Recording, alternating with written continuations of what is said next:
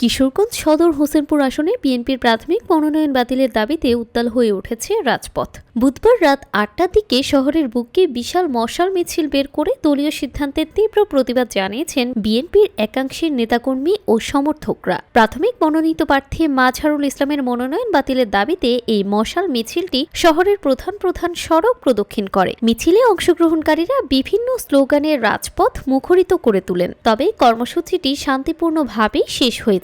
এই প্রতিবাদী মিছিলে নেতৃত্ব দেন কিশোরগঞ্জের সাবেক এমপি ও বিএনপি নেতা মাসুদ হিলালি। 2018 সালের নির্বাচনে ধানের শীষের প্রার্থী রেজাউল করিম খান জন্য সদর উপজেলা বিএনপির সভাপতি খালেদ সাইফুল্লাহ সোহেল, জেলা বিএনপির সাবেক সহ সভাপতি রুহুল হোসাইন এবং সহ সভাপতি অ্যাডভোকেট শরীফুল ইসলাম সহ শীর্ষ নেতারা। মিছিল শেষে এক সংক্ষিপ্ত সমাবেশে নেতারা অভিযোগ করেন, তৃণমূলের মতামত উপেক্ষা করে প্রাথমিক মনোনয়ন দেওয়া হয়েছে। তারা অবিলম্বে বর্তমান মনোনয়ন বাতিল করে যোগ্য ও সবার কাছে গ্রহণযোগ্য প্রার্থী দেওয়ার দাবি জানান। বক্তারা হুঁশিয়ারি দিয়ে বলেন, তৃণমূলের মতামতের প্রতিফলন ঘটলেই কেবল দল শক্তিশালী হবে।